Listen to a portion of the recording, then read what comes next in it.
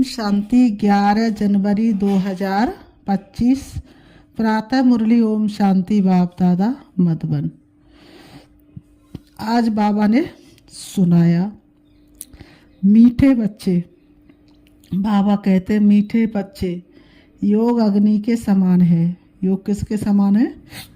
अग्नि के, जिससे तुम्हारे पाप जल जाते हैं, आत्मा सतो प्रधान बन जाती है।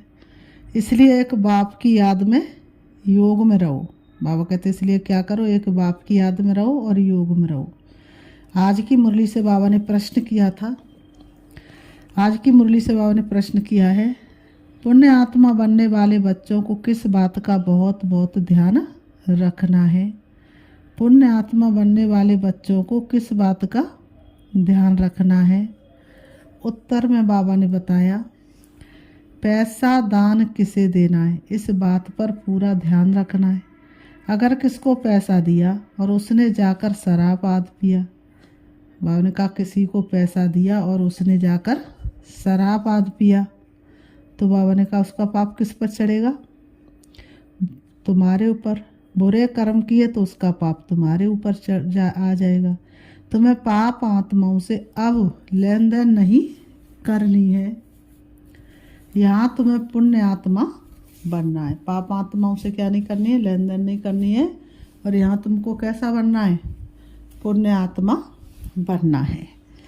आज की मुरली से बाबा ने गीत बजाया, न वो हमसे जुदा होंगे न हम उनसे जुदा होंगे, और न उल्फत दिल से निकलेगी। ओम शांति। इसको कहा जाता है याद की आग। भावना का इसको क्या कहा जाता है? याद की आग। बाबा ने कहा योग अग्नि माना याद की आग। योग अग्नि माना याद की आग। आग अक्षर क्यों कहा जाता है? क्योंकि इसमें पाप जल जाते हैं। बाबा ने कहा क्योंकि इससे क्या होते हैं? पाप जल जाते हैं। बाबा ने कहा ये सिर्फ तुम बच्चे ही जानते हो कैसे हम तमो प्रधान से सतो प्रधान बनते हैं। सतो प्रधान का अर्थ है ही, बाबा ने कहा सतो प्रधान का अर्थ है ही बाबा ने कहा सतो प्रधान का अर्थ है ही पुण्य आत्मा, और तमो प्रधान का अर्थ है पाप आत्मा। कहा भी जाता है ये बहुत पुण्य आत्मा, ये पाप आत्मा है। इससे सिद्ध होता है आत्मा ही सतो प्रधान बनती है, फिर पुनर्जन्म लेते लेते तमो प्रधान बनती है। इसलिए इनको पाप आत्मा कहा जाता है। पतित पावन बाप को भी इसलिए याद करते हैं कि आकर पावन आत्मा बनाओ। पतित आत्मा किसने बनाया ये किसको भी पता नहीं। तुम जानते हो जब पावन आत्मा थे तो उनको राम राज्य कहा जाता था। अभी पतित आत्मा है इसलिए इनको रावण राज्य कहा जाता है। भारती पावनता, भारती पतित बनता है। बाप ही आकर भारत को पावन बनाते, बाकी सब आत्मा पावन बन शांति धाम में चली जाती हैं। अभी है दुखधाम, इतनी सहज बात भी बुद्धि में बैठती नहीं है। जब दिल से समझे तब सच्चा ब्राह्मण बने। ब्राह्मण बनने बगैर बाप से वर्षा मिल ना सके। बाबा ने कहा ब्राह्मण बने बिना बाप से वर्षा मिल ना सके।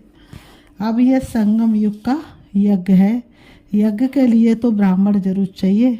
अभी तुम ब्राह्मण बने हो, जानते हो मृत्यु लोक का ये अंतिम यज्ञ है। मृत्यु लोक में ही यज्ञ होते हैं, अमर लोक में यज्ञ होते नहीं। भक्तों की बुद्धि में ये बातें बैठ न सके। भक्ति बिल्कुल अलग है, ज्ञान बिल्कुल अलग है। मनुष्य फिर वेदों शास्त्रों को ही ज्ञान समझ लेते हैं। अगर उनमें ज्ञान होता तो फिर मनुष्य वापस चले जाते, परंतु ड्रामा अनुसार वापस कोई भी जाता नहीं। बाबा ने समझाया है पहले नंबर को ही सतो रजो तमो में आना है, तो दूसरे फिर सतो का पाठ बजाए वापस कैसे जा सकते हैं? उनको तो फिर तमो प्रधान से में आना ही है, पाठ बजाना ही है। हर एक एक्टर की ताकत अपनी अपनी होती है ना। बड़े बड़े एक्टर्स कितने नामी ग्रामी होते हैं। सबसे मुख्य क्रिएटर, डायरेक्टर और मुख्य एक्टर कौन है? अभी तुम समझते गॉड फादर है मुख्य, पीछे फिर जगत अम्बा जगत पिता, जगत के मालिक विश्व के मालिक बनते हैं। इनका पाठ जरूर ऊंचा है तो उनकी पे पगार भी ऊंची है। पगार देते हैं बाप जो सबसे ऊंच है। कहते तो मुझे इतनी मदद करते हो तो तुमको पगार भी जरूर इतनी मिलेगी। बैरिस्टर पढ़ाएगा तो कहेगा ना इतना ऊंच पद प्राप्त कराता हूँ। तो इस पढ़ाई पर बच्चों को कितना अटेंशन देना चाहिए। गृहस्थ व्यवहार में भी रहना है। कर्म योग संन्यास है ना। गृहस्थ व्यवहार में रहते सब कुछ करते हुए बाप से वर्षा पाने का पुरुषार्थ कर सकते हो। इसमें कोई तकलीफ नहीं है। काम काज करते से बाबा की याद में रहना है। नॉलेज तो बड़ी सहज है। गाते भी है पतित पावन आओ, आकर हमको पावन बनाओ।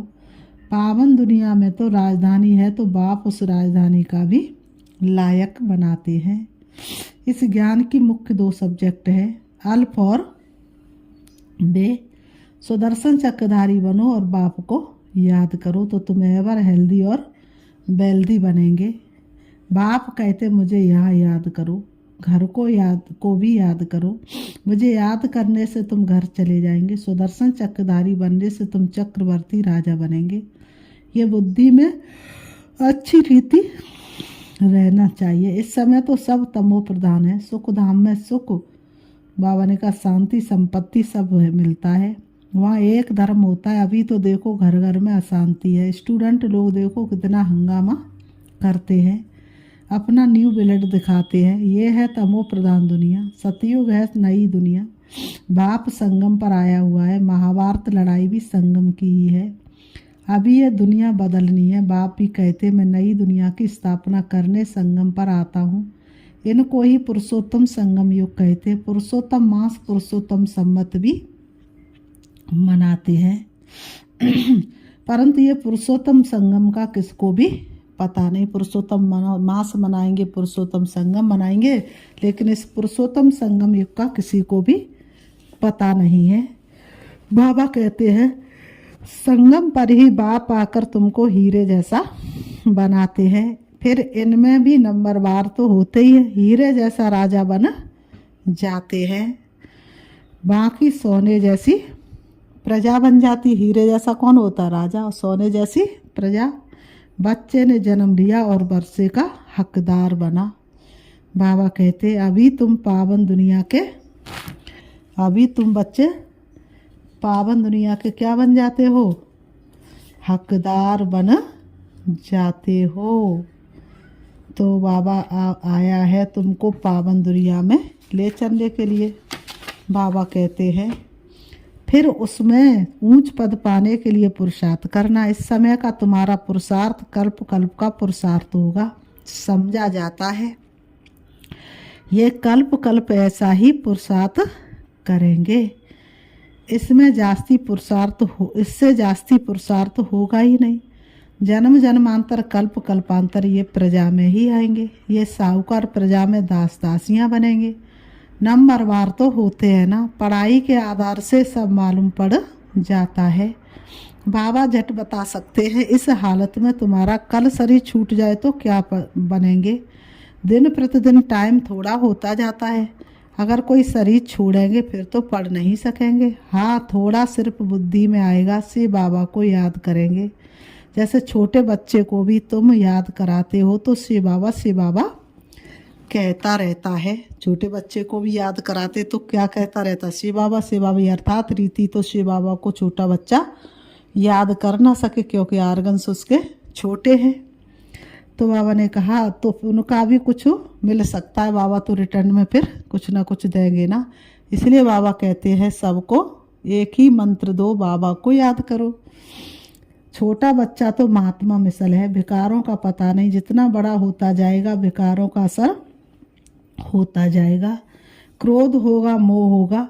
अभी तुमको तो समझाया जाता है इस दुनिया में इन आँखों से जो कुछ देखते हो उनसे ममत्व मिटा देना है। आत्मा जानती है तो सब कब्र दाखिल होने हैं। तमो प्रधान चीज़ें है ना। ये सारी दुनिया की जितनी भी चीज़ें दिखाई दे रही है कैसी हैं, तमो प्रधान है ना। मनुष्य मरते तो पुरानी चीज़ें करनी गौर को दे देते हैं।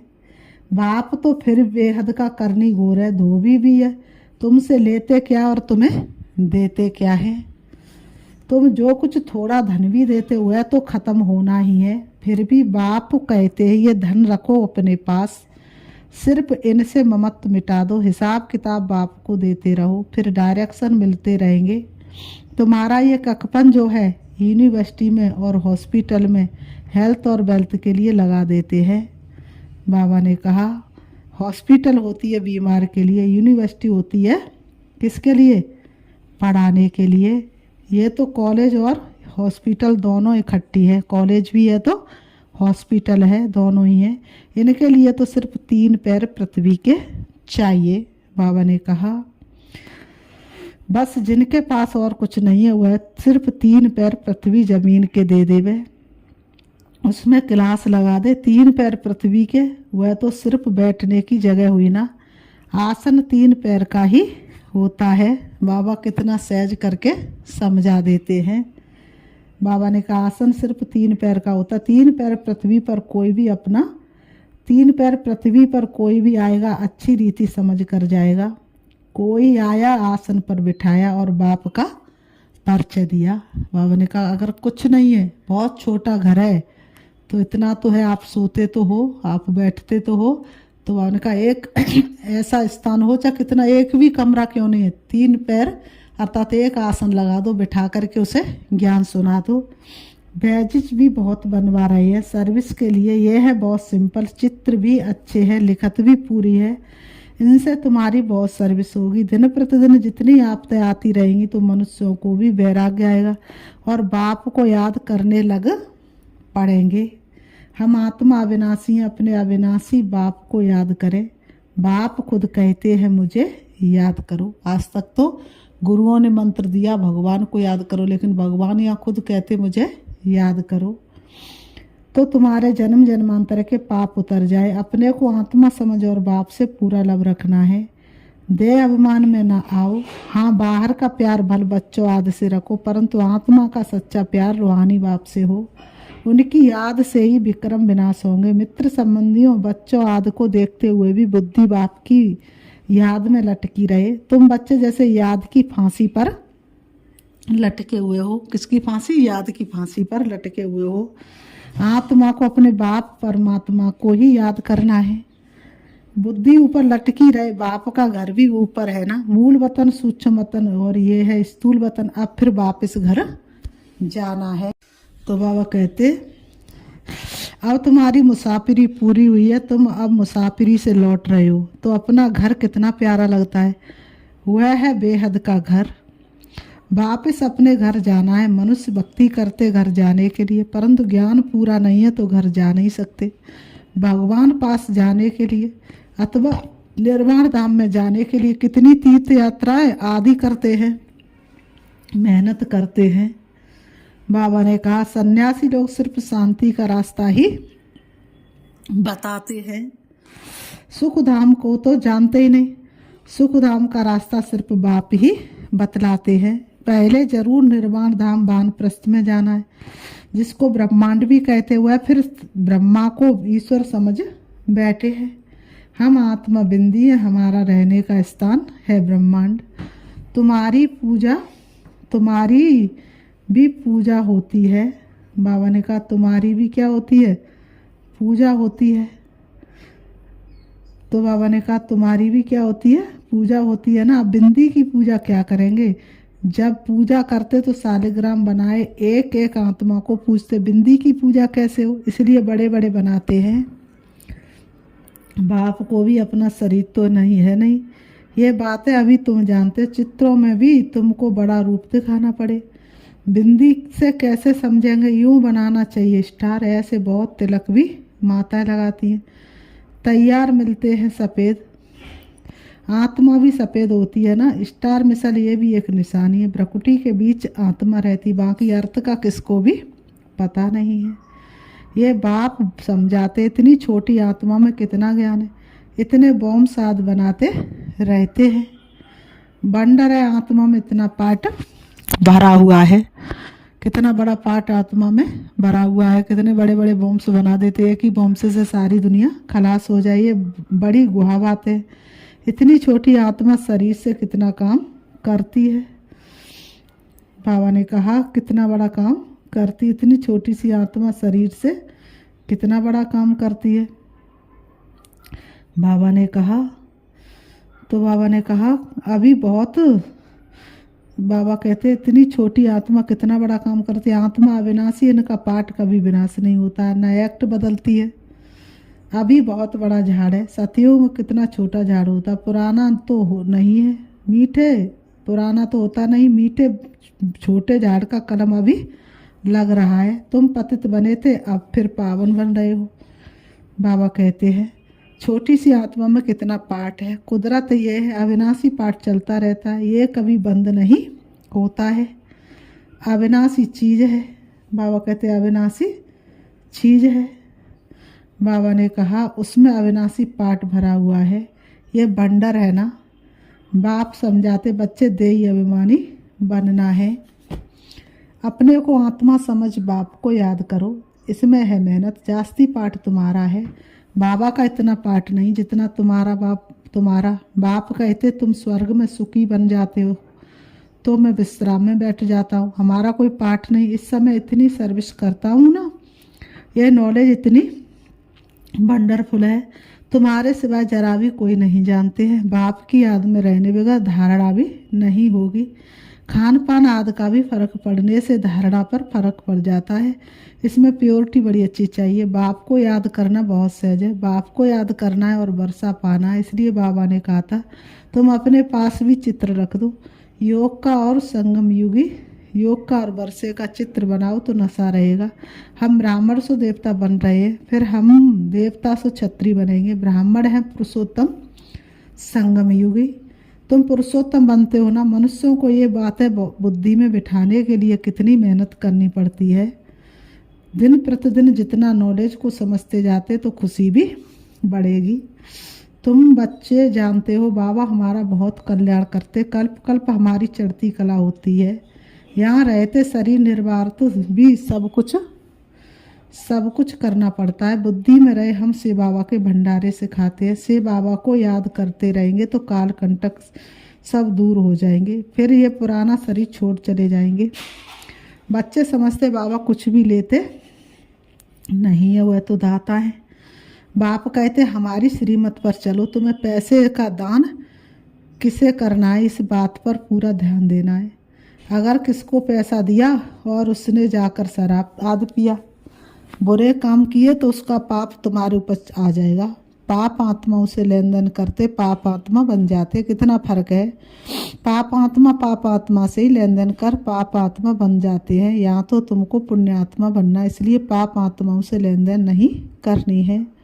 बाप कहते कोई को भी दुख नहीं देना है, कोई में मोह नहीं रखना है। बाप भी सैक्रीन बनकर आते हैं, पुराना कफन लेते हैं, देते देखो कितना ब्याज है, बड़ा भारी ब्याज मिलता है। कितना भोला है, 2 मुट्ठी के बदले महल देते हैं। फिर बाबा कहते अच्छा मीठे मीठे सिखिलते बच्चों प्रति माता पिता बाप दादा का याद प्यार और गुड मॉर्निंग। रूहानी बाप की रूहानी बच्चों को नमस्ते।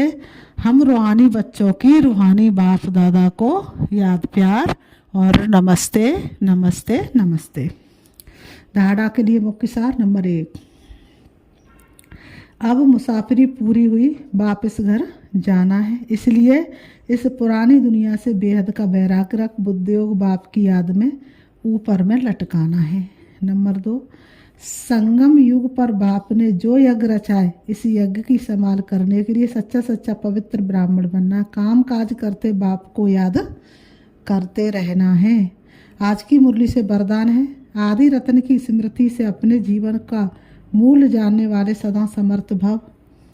आदि रत्न की स्मृति से अपने जीवन का मूल जानने वाले सदा समर्थ भव। स्पष्टीकरण, जैसे ब्रह्मा आदि देव है, ऐसे ब्रह्मा कुमार कुमारियां भी आदि रत्न है। आदि देव के बच्चे मास्टर आदि देव है।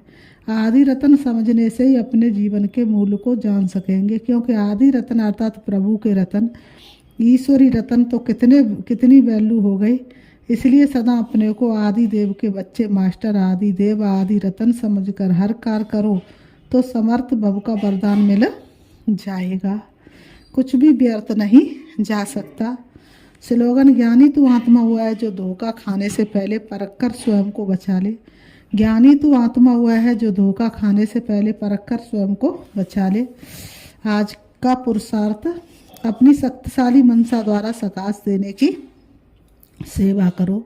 अभी सेवा में सकाश दे बुद्धियों को परिवर्तन करने की सेवा ऐड करो, फिर देखो सफलता आपके सामने स्वयं झुकेगी। सेवा में जो विघ्न आते हैं उस विघ्नों के पर्दे के अंदर कल्याण का दृश्य छिपा हुआ है। सिर्फ मनसा वाचा की शक्ति से विघ्न का पर्दा हटा दो तो अंदर कल्याण का दृश्य दिखाई देगा। अच्छा, ओम।